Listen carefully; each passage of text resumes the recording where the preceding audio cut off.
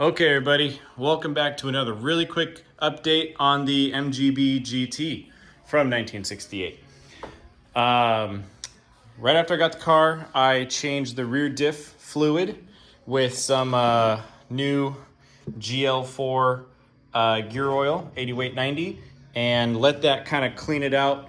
And I used a little bit cheaper grade, but still GL4. Now we're gonna put in, I just put in the good Dynolite GL4 gear oil. There's your Moss Motors part number right there. And now that's happy and good to go. Just want to flush it out, and now I'm not messing up my really good oil. So anyway, took just about exactly 1 quart, and I needed a 7/16, or you will need a 7/16 square drive to get those plugs off. I got that from Amazon pretty easily.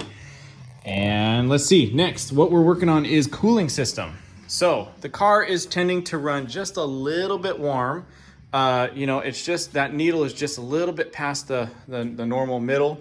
And especially if I get caught, at a light or something, the temp definitely creeps up. So let's see. So here's what we got on the menu. New sending unit. So that's what reads the temperature. Here's your part number. This guy goes right there. So pretty easy to change. Next, for the cooling system, I have a new heater valve. So this is what controls the coolant flow to cool down or to give you heat inside. And this has been leaking internally when it's open. So I got a new one right there. Be warned, these do not come with new gaskets. Which stinks. So luckily I have some gasket material right here, and a little bit of RTV will seal that guy up, no problem. The hose is in really good condition, so we're gonna reuse it, and I have already a new cable in here for it, so we're good on that end.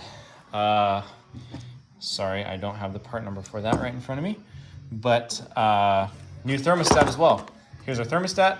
Again, no gasket, so didn't come with it. So anyway, this guy lives right in here. And factory should be a 180 degree Fahrenheit thermostat. I'm putting in a 160. There wasn't a 170, but I got a 160. We're gonna roll with this and see how that temp does. I just wanna bring it down a little bit. If this car starts running a little bit cooler naturally, over time of driving it and further tuning it, I will go back to the 180. But for now, I'm gonna run this 160 and see how she does. Part number for the 160 is Moss Motors right there, 434180. So anyway, got some coolant stuff, cooling system stuff we're gonna do today. While I have this laying here, that's the spark plugs I use. There's your part number for the spark plugs. But it's been running really good. It's been turnkey reliable. However, even if it's warmed up, it needs a little bit of cranking to get started. I do pump the gas just a couple times, and I do make sure that the fuel pressure builds back up before I hit go, before I start it. But the bowls should already be full of fluid, so I'm not really sure what's going on. So I got to look into the idle circuit on that carburetor and see the setting on it, see if I got any details on that. I do have a book on that carburetor. This is what I have right here, DGV 3236, in case you're curious. So luckily I have a book for it. And anyway, that's that. The last thing that I did last week on the car is exhaust. So the exhaust on this has been pretty loud because all that's under this car is a 2-inch exhaust from the back of the headers all the way back. No, what's it called? There's no muffler in the middle or a resonator, nothing like that. I've only had this. So I just, and this was on the car when I bought it. So what I ended up doing, I got one of the, what's it called? Thrush, this brand right here. I got a one of the red glass packs, and I threw that on there. You can see it right there. So that has quieted the car down significantly, and it's much happier, much nicer to drive. And I did order today a little 90-degree, not like a straight 90-degree, it just kind of tapers down and then dumps the exhaust down. That will help, you know, when you're around this car, it being a little bit quieter too. That'll help a little bit. So anyway, did that work, and that helped a lot. I drove this car 190 miles on Saturday. It did awesome, did absolutely awesome. After the cooling system work, what we're gonna do inside is I need to work on the lights behind the gauges. So the speedometer itself works, but the light behind it does not. The tachometer does not work, but the light behind it does work. So I gotta dig in there and see if I just gotta order some bulbs or if the sockets themselves are corroded up or what. But oil pressure, the original oil pressure does not light up. That doesn't matter because I have an aftermarket oil pressure gauge here, and I'm gonna continue using this one for a while. Getting that original one working is down the road.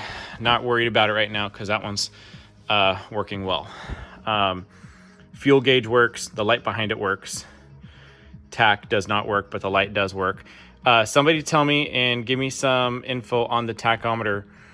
Does it run off the primary of the transmission, or what drives that tachometer? I assume it taps into the transmission, but I'm not completely sure. I got to look and see if I can get a cable. I'm sure I can somewhere, but it'd be nice to have that working. Oil pressure gauge. Someone tell me where that's supposed to route into the engine. I'm not quite sure. I don't know if I can treat it the same as my aftermarket one. When I got this car, this aftermarket one, it's got these clear hoses, you know.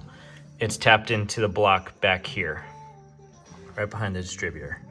That's where they tapped in. So is that where the original oil pressure gauge would have tapped in? Somebody answer that question, please. That would be awesome. So yeah, gonna work on the gauges a little bit here after the cooling system. And I still need to put a little switch there for the fog lights I got on it. So I still gotta wire these up. Love these guys, old school GT fog lights.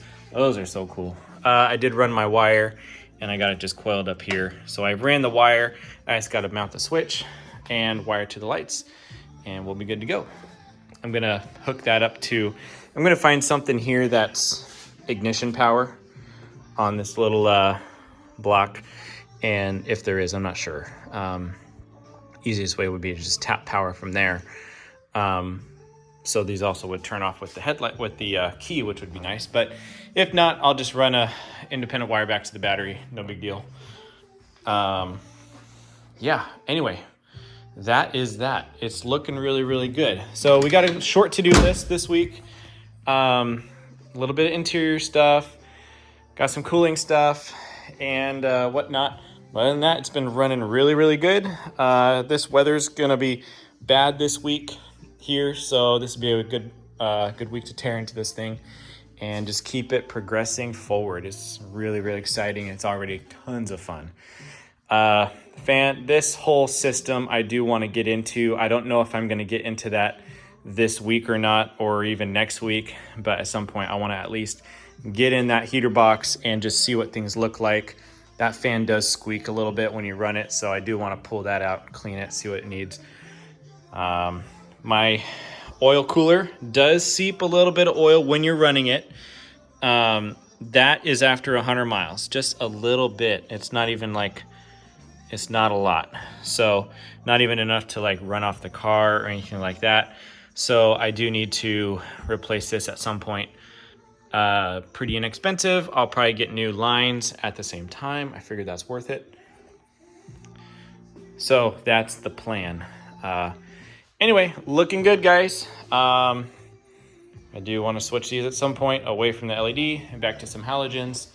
That'll be nice, but not too worried yet. So anyway, there you go, guys. There's the update for this week. Thanks for your guys' support.